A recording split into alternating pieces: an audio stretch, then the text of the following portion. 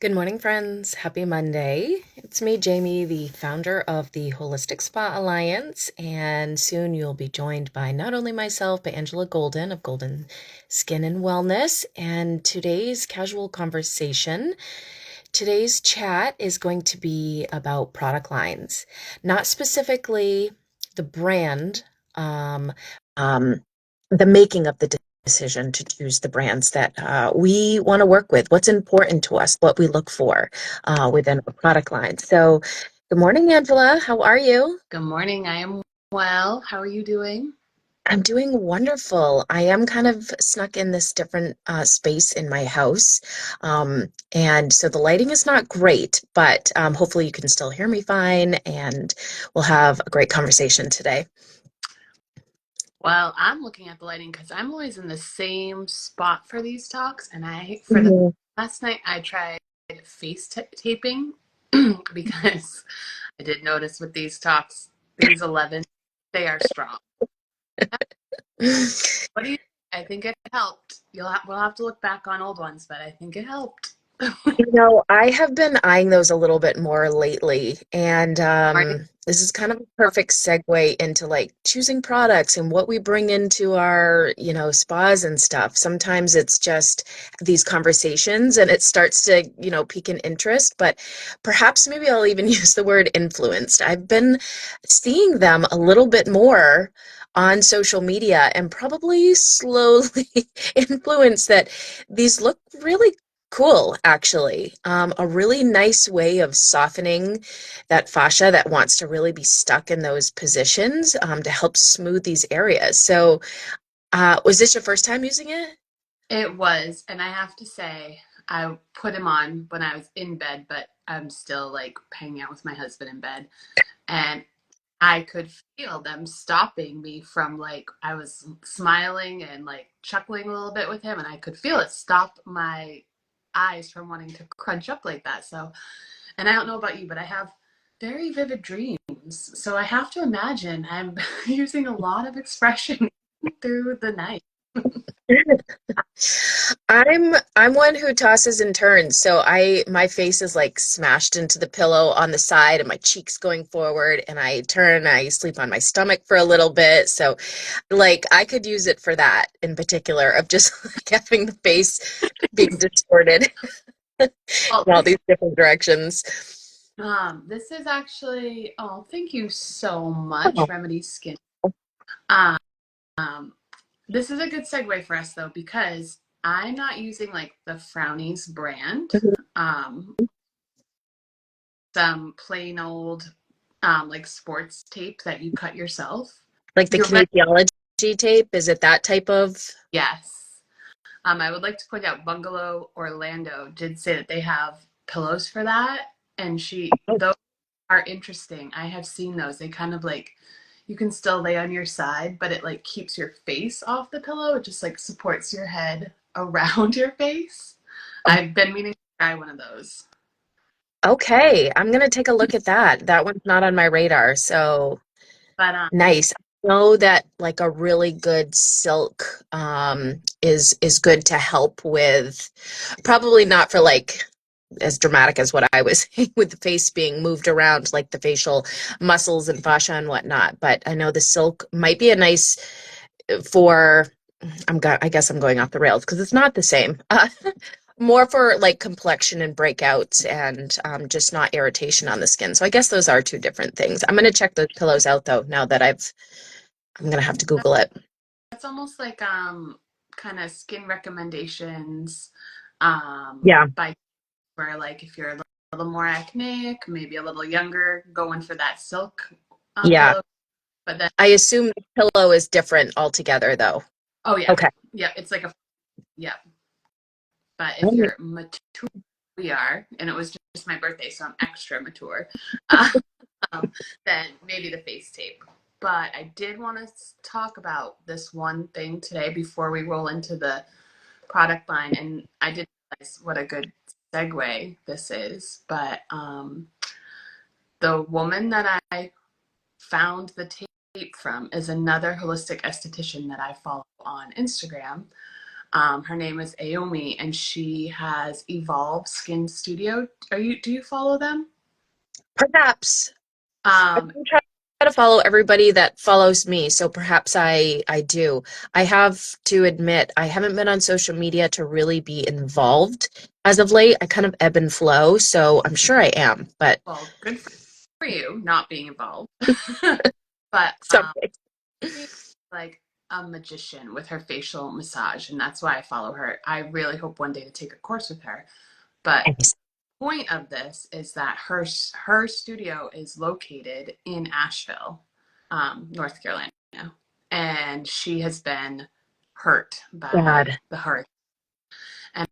And I just wanted, I'm going to put it in the comments, but she did set up a GoFundMe for her staff because she has a few estheticians that work with her. And just as solo practitioners, I think, well, maybe you're much better with your finances than I am, but I know that if something like that happened, that no, could possibly end. yeah, this is a whole different Yeah. level of just having savings. Yeah, when you're hit at this type of devastation, I love this, Angela. I love that you're bringing this up. And I actually last week after our live was thinking, gosh, feel like we should have maybe said something because anybody in the comments that knows of other small businesses that just need that support, maybe let's tag them below this today just to really where we can and however we can, whether it's monetarily through a GoFundMe or just energetically or keeping somebody in their prayers. I think that maybe we should tag them in the comments today. That might be a nice, Beautiful. I will yeah, do that. And if anyone's ever come, like your education, your trainings are amazing. If anyone who's a practitioner who has ever been to any type of training like that, you know the sense of like instant friendship and camaraderie you feel with.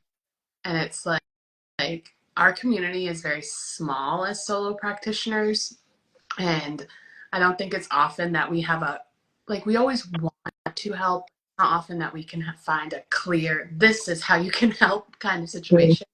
So in this instance, if you're a professional and you would like to help, we can make small donations to, or big, I don't know where you're at, right. to their GoFundMe. But every little bit helps. And then if you're not a professional and you're listening, she does have her skincare that she carries available online. So even if you're just like want to make a fun skincare purchase to help, you can do that. So I will put that in the comments when we're done. Love that you brought this up. Thank you. So I assume then her tape, because that's initially what you started talking about with her brand, is sounds like she does a lot of amazing things. But my only concern with the kinese tape is the kinesiology tape is it skin friendly? Because I have still, those clients that are like, oh, any adhesive that's usually listed on an allergy adhesives, like Band-Aid adhesives and things. Did you feel like this didn't bother your skin after wearing it for the night? This is a great question. So the reason she loved this one and recommended it was because it was inexpensive and Mhm. it on top of serums, and will stick. Oh, nice. Okay. I didn't have serum on. I know, going to bed without skincare, that is that is truth. But I didn't have serum on when I went to bed. Um, and then when I took it off this morning, I wet it as much as I could, but like pulling it off, not super comfy. It was a little ouch. Um, and I put serum on after to kind of soothe it, and I think it's okay, but I could see I'm sensitive, but I'm not overly. So maybe it could be a little rough on someone with sensitive skin. But I think it also depends on where you're putting it. Like I had it here because I usually, like you were saying, I wake up and I'm just smashed. So um, that iffy getting it off here, but put it on the 11s and that was pretty much fine. Probably though too then if it notes that you can wear it over a serum, that might make it a little more gentle too. So I'm going to check that out though. Beautiful. That's great. Yeah, Yeah. yeah. And you can follow her and see her little videos on it. She has in her highlights face taping videos. So yeah. Nice. All right. Oh, Oh, We saw that at the same time. I found a recipe on Pinterest to DIY them. Okay. I love this because I love also ways to empower my clients. Like, of course, I love to recommend and retail the products that we have. And I know that's the basis of our conversation today, like how we choose our products. But I also like to empower my clients to be able to do things themselves with recipes at home.